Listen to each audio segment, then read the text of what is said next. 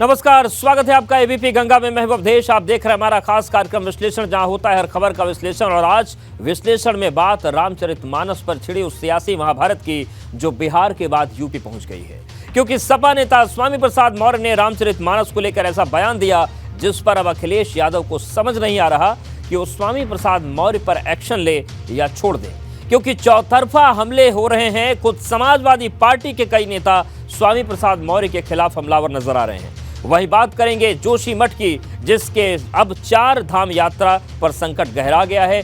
बताएंगे बिकरू कांड के 6 आरोपी खुशी दुबे के बारे में, जो रिहाई के बाद भी दुखी नजर आ रही हैं। तो कहीं मत जाइए, बने रहिए हमारे साथ, क्योंकि अब होगा विश्लेषण।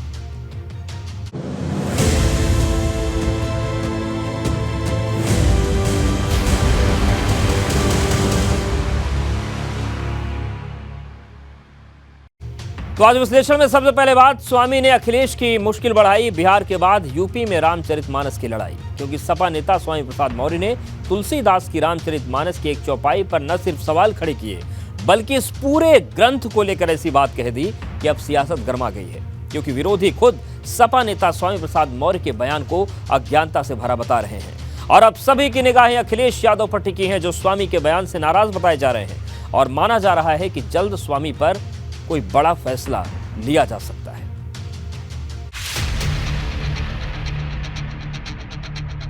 स्वामी प्रसाद मौर्य, होश में आओ।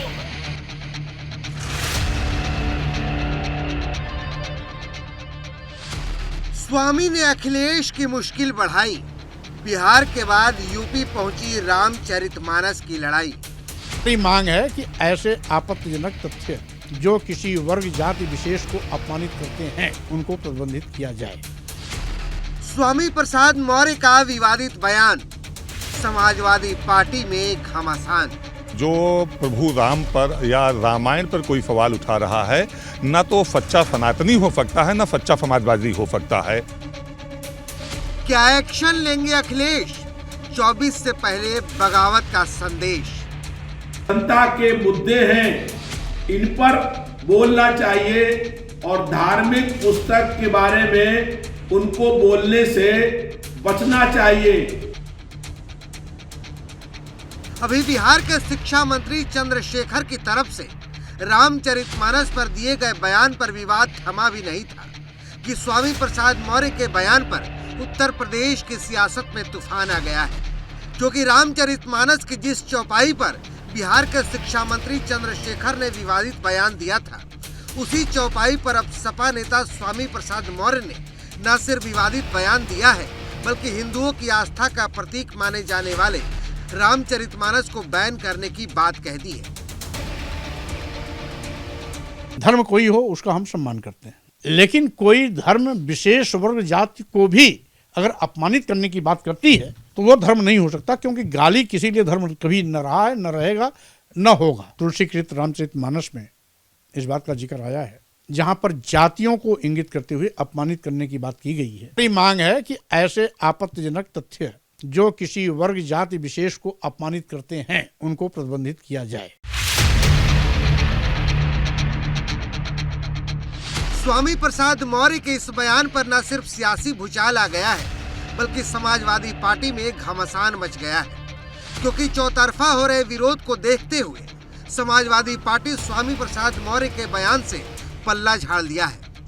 वहीं कई समाजवादी पार्टी के नेताओं ने स्वामी प्रसाद मौर्य के खिलाफ मोर्चा खोल दिया है। सपा विधायक राकेश प्रताप सिंह ने तो यहाँ तक कह दिया है कि जो रामचरितमानस पर सवाल उठा रहा है, वो न सच्चा सनातनी है, न सच्चा समाजवादी।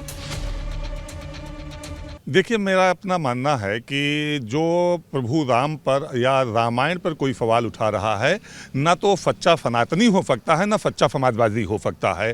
समाजवादी सच्चा वो है जिनके जो हमारे आस्था के केंद्र हैं, जिनके दिखाए गए रास्तों पे हम समाजवादी लोग चलते हैं। तो जब डॉक्टर राम लोहिया जी राम को और रामायण को सही मानते हैं, तो आज अगर कोई उस पर बयान दे रहा है तो कदाचित उचित नहीं है।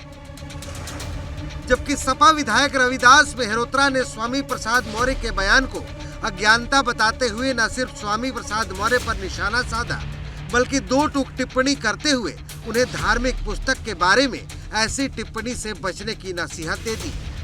तो वहीं समाजवादी पार्टी के मुख्य सचेतक मनोज पांडे ने रामचरितमानस को जीवन जीने की पद्धति सिखाने वाला महान ग्रंथ बताया। स्वामी प्रसाद मौर्य ने रामचरितमानस के संबंध में जो बयान दिया है, यह उनका निजी बयान है, ये पार्टी का स्टैंड नहीं है। राजनेताओं को महंगाई, बेरोजगारी, भ्रष्टाचार, विकास और जो जनता के मुद्दे हैं, इन पर बोलना चाहिए और धार्मिक पुस्तक के बारे में उनको बोलने से बचना चाहिए। भगत हीन नर सोहे कैसा, बिनु जल वरदी देखें जैसा। अब ये देखने की अलग अलग बात है। हम सम्मान तो बाइबल का भी करते हैं, हम सम्मान कुरान शरीफ का भी करते हैं, हम सम्मान गुरु ग्रंथ का भी करते हैं। ये भारत है जिसमें विभिन्न धर्म और जात वर्ग के लोग रहते हैं, विभिन्न धर्मों को मानने वाले लोग हैं। लेकिन अगर हम इन सारे ग्रंथों की तुलना करें तो कहीं ना कहीं सारे ग्रंथ सबको साथ लेकर के चलने का, सबको सम्मान देने का और सब में प्यार और ममता भरने की बात करते हैं। सपा एमएलसी स्वामी प्रसाद मौर्य ने रामचरितमानस को लेकर जो विवादित टिप्पणी की, जो विवादित बयान दिया, उसके बाद से सियासी पारा हाई है और समाजवादी पार्टी के अंदर ही बगावती सुर तेज हो गए हैं। पार्टी के तमाम विधायकों ने इसे लेकर सपा के राष्ट्रीय अध्यक्ष अखिलेश यादव से वार्ता भी की और उनसे इस पूरे मामले में संज्ञान लेकर कार्रवाई का अनुरोध भी किया है। वहीं अगर बात करें पार्टी के जो मजबूत पुराने विधायक हैं उनकी, तो पार्टी के विधायक राकेश प्रताप सिंह ने तो ये तक कह डाला कि जो इस तरह के विवादित बयान देता है वो ना तो सच्चा सनातनी हिंदू है और ना ही समाजवादी हो सकता है।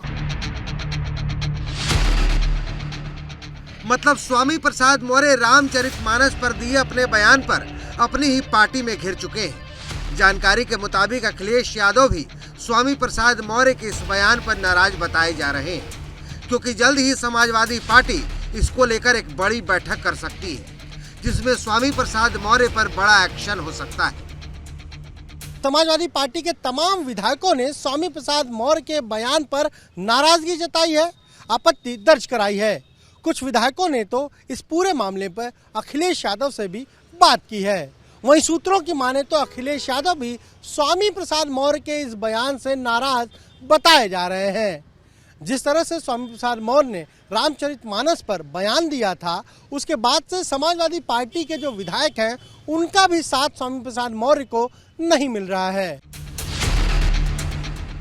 हालांकि स्वामी प्रसाद मौर्य से पिंड छुड़ाने या बड़ा एक्शन लेने से पहले समाजवादी पार्टी पिछड़े और दलित समाज की प्रतिक्रिया को भी देख रही है, क्योंकि एक तरफ पार्टी से स्वामी प्रसाद मौर्य का निजी बयान कहकर पल्ला झाड़ रही है, लेकिन दूसरी तरफ पार्टी को लग रहा है कि इस बयान के दो पहलू हैं, जिसमें पहला धार्मिक पहलू है तो दूसरा सामाजिक। पार्टी का एक धड़ा है जिसका मानना है कि ऐसे बयान से पार्टी को 2024 में नुकसान हो सकता है, लेकिन अम्बेडकरवादी जो धड़ा है उसका मानना है कि अगर दलितों, महिलाओं और पिछड़ों के बारे में इस धर्म ग्रंथ में कुछ लिखा गया है तो उस पर बहस होने पर कोई बुराई नहीं है, क्योंकि ये बात जिस बिहार से शुरू हुई वहां आरजेडी के कोटे से शिक्षा मंत्री चंद्रशेखर के बयान पर सहयोगी जेडीयू ने खूब हमला बोला था, लेकिन वो अभी भी अपने पद पर कायम है। ऐसे में सवाल ये है कि क्या अखिलेश यादव स्वामी प्रसाद मौर्य पर बिहार वाली राजनीति अपनाएंगे या फिर तुरंत फुल एंड फाइनल फैसला करेंगे।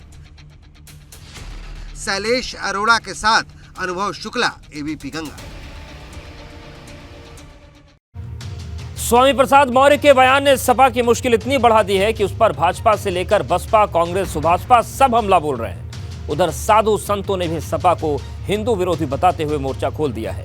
अब सबकी निगाहें अखिलेश यादव पर टिकी है कि वो चौतरफा हमले के बाद स्वामी पर एक्शन लेंगे।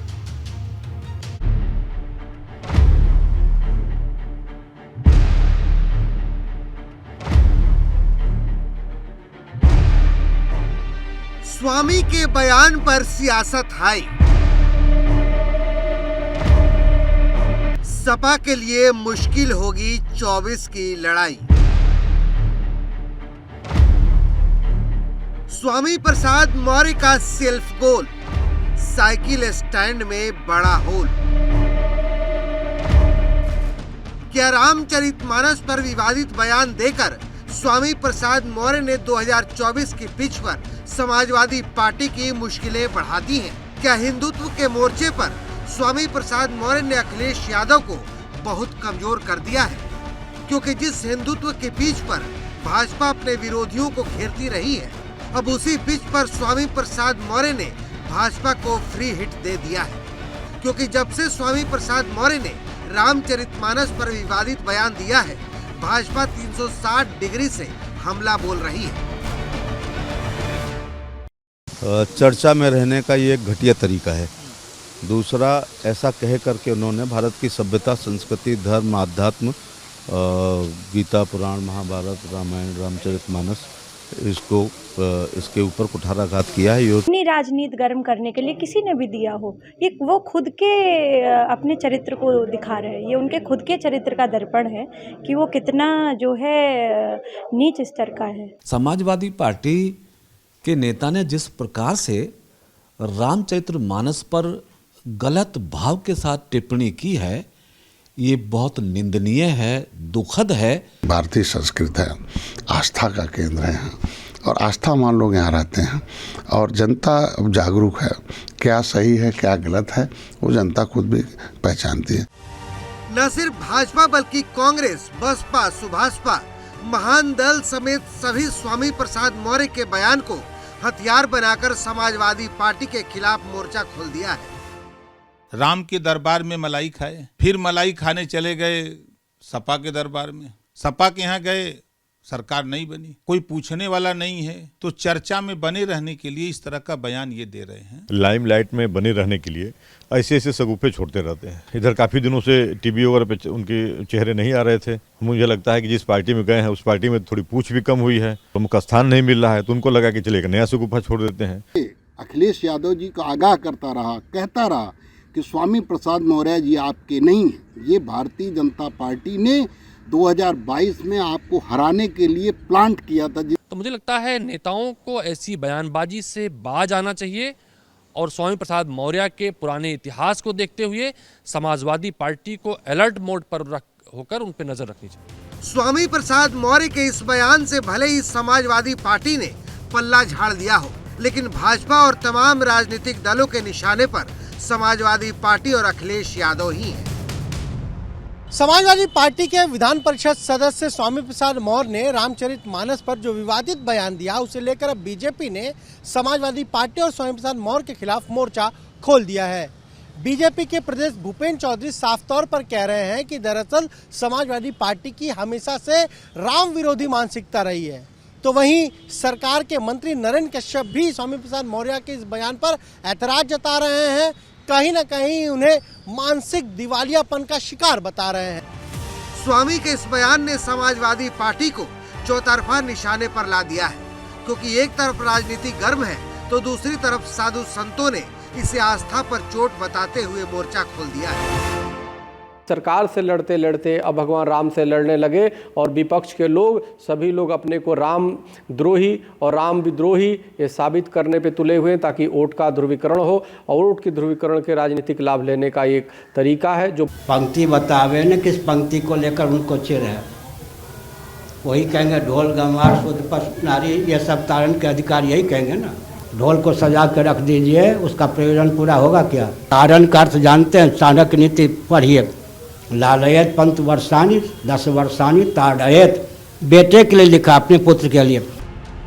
अयोध्या की तपस्वी छावनी के पीठाधीश्वर जगत गुरु आचार्य परमहंस दास ने स्वामी प्रसाद मौर्य के बयान पर नाराजगी जाहिर करते हुए प्रधानमंत्री नरेंद्र मोदी को संतों के खून से खत लिखा है और भारत को हिंदू राष्ट्र घोषित करने की मांग कर डाली है, ताकि कोई भी आस्था पर हमला न कर सके।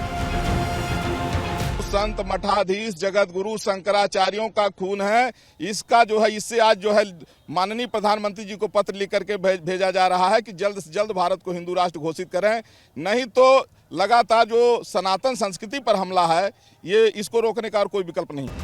जबकि हिंदू महासभा लखनऊ के हजरतगंज थाने में स्वामी प्रसाद मौर्य के खिलाफ तहरीर दी है। उत्तर प्रदेश के पूर्व मंत्री स्वामी प्रसाद मौर्य जी ने जिस प्रकार से शब्दों का उपयोग किया है, इससे करोड़ों हिंदुओं की भावनाओं को ठेस पहुंचा है। तो उसको लेकर हम सब यहाँ इकट्ठे हैं और यहाँ पर FIR कराने आए। 4 बजे इनके खिलाफ प्रदर्शन करेंगे हम लोग। मतलब एकदम साफ है, स्वामी प्रसाद मौर्य के बयान पर समाजवादी पार्टी चौतरफा घिर गई है और अब उसकी निगाहें अखिलेश यादव पर टिकी हैं कि वो स्वामी प्रसाद मौर्य पर एक्शन लेते हैं या फिर इतना सब होने के बाद भी अपने साथ रखते हैं। Bureau report, ABP Ganga.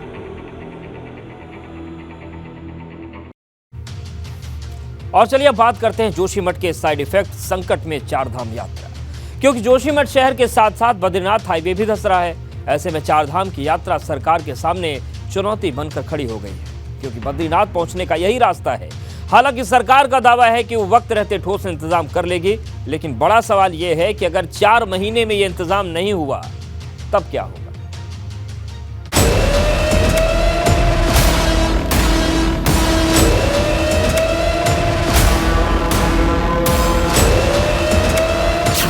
Joshimath के साइड इफेक्ट, संकट में चारधाम यात्रा। हमारी सरकार विमर्श कर रही है कि किस प्रकार से हमारी चारधाम यात्रा इन चीज़ों से जो जोशीमठ में हो रहा है उससे प्रभावित ना हो। धंस रहा है बद्रीनाथ का द्वार, चारधाम यात्रा वक्त पर करा पाएगी सरकार।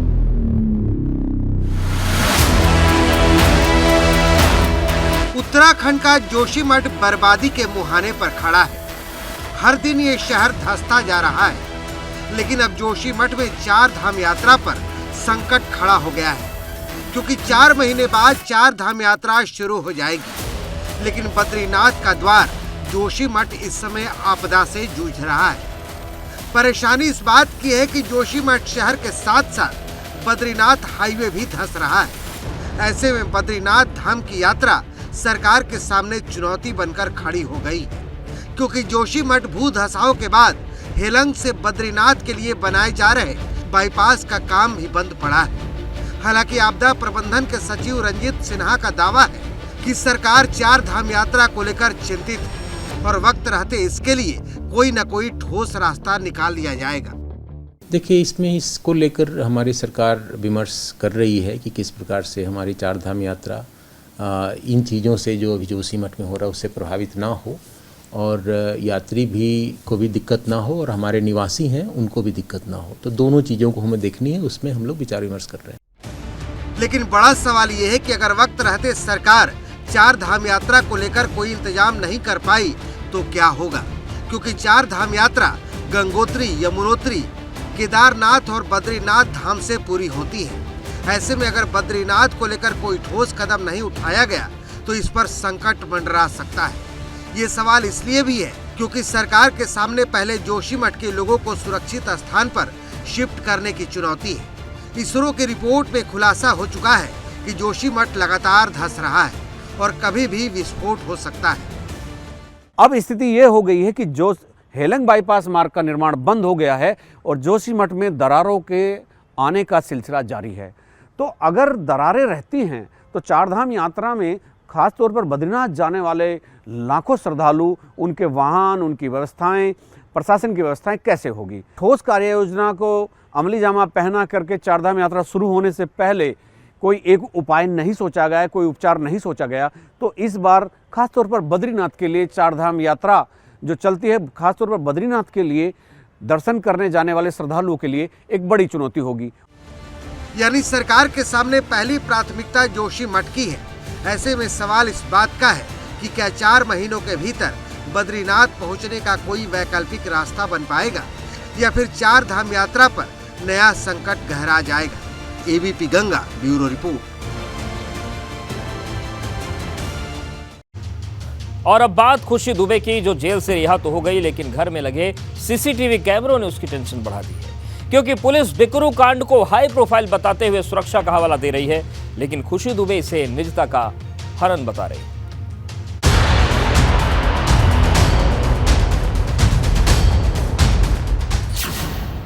जेल से मिली रिहाई, बाकी है CCTV कैमरों की लड़ाई।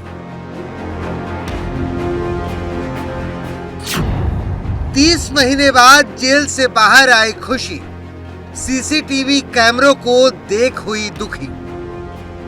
सीसीटीवी कैमरे मुझे नहीं लगता कि इस तरह लगने चाहिए थे। कानपुर के प्रसिद्ध बिकरू कांड की सह आरोपी खुशी दुबे भले ही 30 महीने बाद जेल से छूट गई हो, लेकिन उसे अपनी रिहाई भी कैद जैसी नजर आ रही है, क्योंकि पुलिस ने खुशी दुबे की निगरानी के लिए उसके घर पर 4 सीसीटीवी कैमरे लगाए हैं। अब पुलिस के लगाए इन कैमरों से खुशी इतनी दुखी हो गई कि वो इसे अपनी निजता का हनन बता रही है। सर, रही बात सीसीटीवी कैमरे की, तो वो अगर मेरी सुरक्षा में ही लगे हैं तो मेरे लिए गार्ड दे दें। और मेरी फैमिली है, भाभी हैं, भैया हैं और सब है मेरी फैमिली में, और गली भी है, वो भी थोड़ा ऑब्जेक्शन करती है, उनकी भी प्राइवेसी है कुछ। तो सीसीटीवी कैमरे मुझे नहीं लगता कि इस तरह लगने चाहिए थे। आप लोगों को कुछ बताया गया इस बारे में? नहीं सर, मुझे कुछ इस बारे में तो नहीं बताया गया। हालांकि घर के सामने है तो सर नॉर्मली समझ में आता है, दिखता है, और रात में 2-2:30 बजे लगना वो बहुत बड़ी बात है। मैं नहीं समझ में आया प्रशासन का औचित्य क्या है, प्रशासन इस मामले को किस तरह से देख रहा है। अगर उनको लगता है हम सुरक्षा करना चाहते हैं तो गार्ड दे दीजिए, पीएसओ दे दीजिए, 24 घंटे वो व्यक्ति साथ में रहेगा, उसे पता रहेगा कि ये कहाँ जा रही, कहाँ नहीं जा रही। पहली चीज़। दूसरी चीज़, घर के ठीक बाहर आपने कैमरे लगा दिए हैं। घर में इसकी बहन है, छोटे छोटे बच्चे हैं, भाभी हैं, और कोई बहुत बड़ा घर है नहीं, किसी भी तरीके से कभी भी कोई भी कैप्चर हो सकता है। ऐसी स्थिति में ये प्राइवेसी का इन्वेजन है, ये हमारे फंडामेंटल राइट्स का उल्लंघन है। हालांकि पुलिस सीसीटीवी कैमरों को खुशी दुबे की सुरक्षा से जोड़कर बता रही है, क्योंकि खुशी दुबे का मामला काफी हाई प्रोफाइल है। आपको बता दें कि खुशी दुबे को अदालत ने शर्त के साथ जमानत दी है,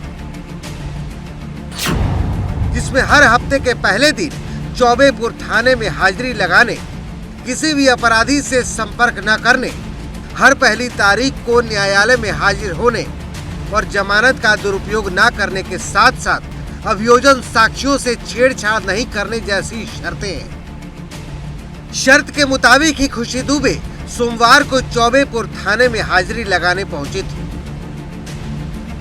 इन 4 कैमरों से निगरानी रखे जाने की बात कही जा रही है, जो खुशी दुबे के घर के पास लगाए गए हैं।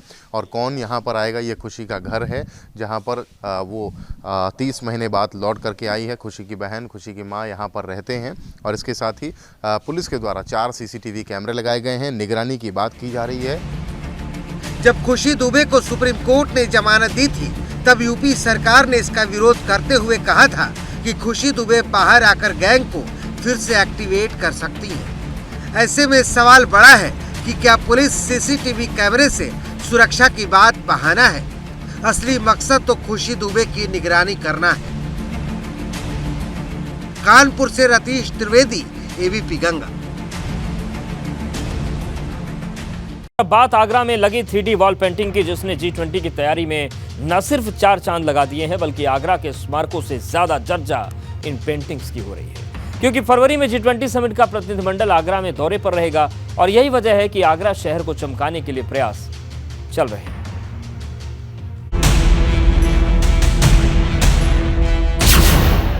G20 की भव्य तैयारी, ताज नगरी में पेरिस वाली झांकी।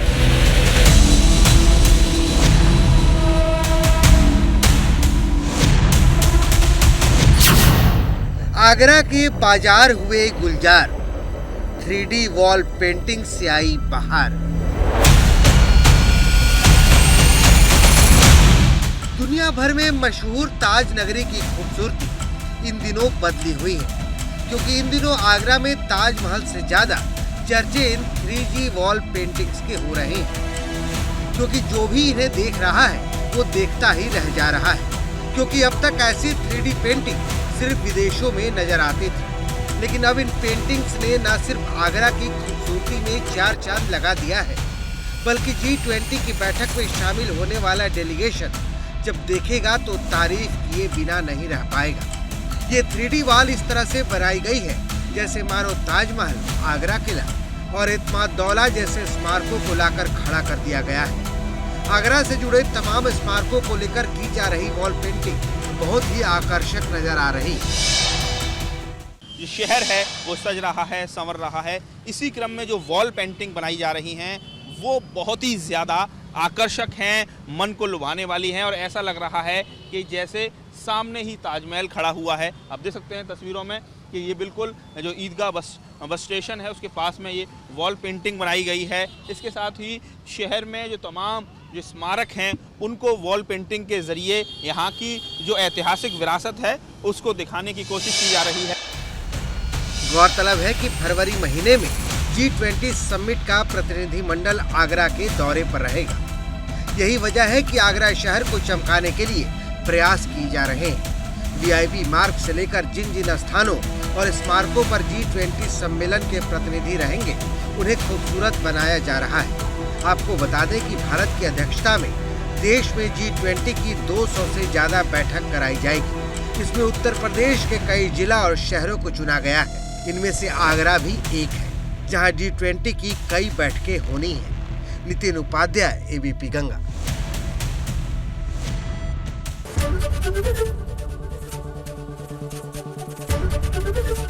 ABP गंगा, खबर आपकी, जुबान आपकी।